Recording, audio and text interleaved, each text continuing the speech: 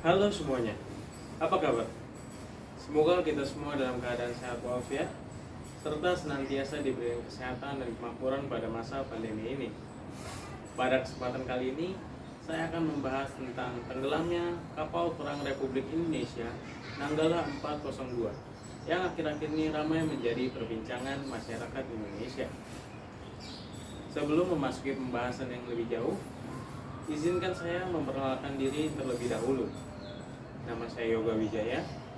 Saya merupakan mahasiswa aktif Universitas Bunda Mulia yang sedang menjalani semester 6 dengan jurusan Hospitality dan Pariwisata yang ingin memenuhi tugas akhir dari mata kuliah Etiquette dan Communication Skills yang dibina oleh Ibu Oe Mayasari. Pertama-tama, saya akan mengawali dengan memberikan sejumlah informasi yang menurut saya penting dan perlu diketahui oleh masyarakat Indonesia. KRI Nanggala 402 merupakan satu dari 5 kapal selam yang beroperasi di bawah TNI Angkatan Laut Indonesia.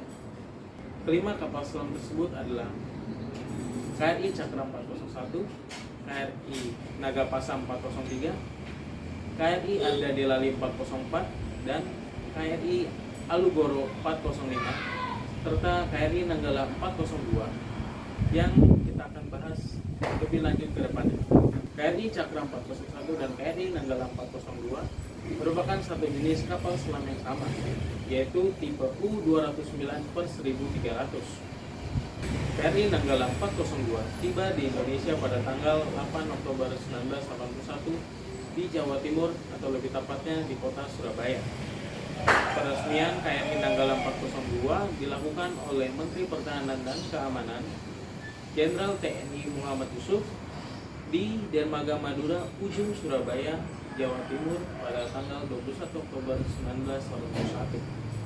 KRI Nanggala memiliki julukan monster bawah laut karena nama Nanggala diangkat dari kisah pewayangan di mana Nanggala merupakan senjata dari Prabu Maladewa, merupakan senjata yang perwujudannya seperti tombak dan ujung yang kekuatannya bisa membelah gunung dan membelah baja besi dengan sangat mudah. Belum membahas mengenai kronologi tenggelamnya KRI Nanggala 402, berikut cuplikan video mengenai KRI Nanggala 402. Inilah yang terjadi, detik-detik tenggelamnya kapal selam Nanggala 402. Setelah 5 hari pencarian, kapal selam KRI Nanggala 402 ditemukan terpecah menjadi 3 bagian dan berada di dasar laut dengan kedalaman lebih dari 800 meter di Laut Bali. Tanpa ada awak kapal yang selamat dan tidak ada kepastian penyebab bencana ini akan dapat diketahui. Angkatan Laut Indonesia harus memutuskan seberapa besar upaya yang akan dilakukan untuk memeriksa dan mengangkat kapal selam itu.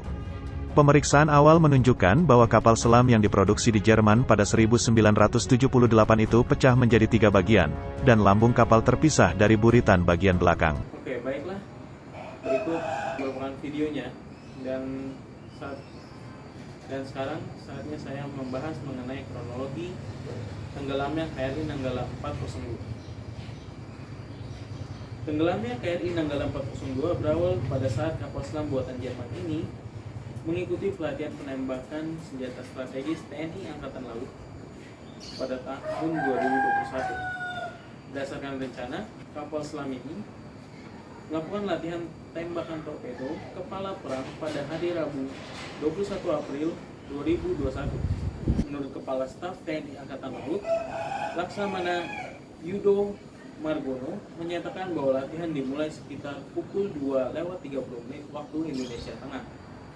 Kemudian pada pukul 3 pagi waktu Indonesia bagian tengah, KRI Nanggala 402 izin untuk menyelam pada kedalaman 13 meter untuk persiapan menembak torpedo. Sesuai prosedur, dalam penembakan tersebut kapal selam didampingi oleh Sea Rider penjejak yang di dalamnya ada Kopaska, Komando Pasukan Katak. Seketika torpedonya meluncur, maka Sea Rider akan mengikuti. Pada saat itu, geladak haluan dan conning tower masih terlihat oleh tim penjejak dalam jarak 50 meter. Sekitar pukul 3:30 waktu Indonesia Tengah, KRI lain yang terlibat latihan ikut memeriksa torpedo warning. Namun sekitar pukul 3:46 pagi waktu Indonesia Tengah, si rider memonitor periskop dan lampu pengenal dari KRI Nanggala 402 perlahan mulai menyelam dan tidak terlihat. Dari pukul 3:46 pagi waktu Indonesia Tengah sampai pukul 4:46 pagi waktu Indonesia Tengah, saat jadwal penembakan, pemanggilan terus dilakukan oleh KRI Nanggala 402. Sangat disayangkan karena tidak ada respons. Menurut Yudo, menyatakan bahwa seharusnya pada saat penembakan kapal selam buatan Jerman ini meminta otorisasi untuk penembakan. Namun seketika dipanggil untuk diberikan otorisasi, tidak terjalin respon sama sekali. Lalu pada pukul 4:17 waktu Indonesia Tengah, helikopter meluncur dari KRI Igusti Ngurah Rai untuk mendeteksi visual dan hasil nihil, sama sekali tidak ada. Sesuai jadwal, estimasi KRI Nanggala 402 harusnya tiba di permukaan pada pukul 5:15 pagi waktu Indonesia Tengah.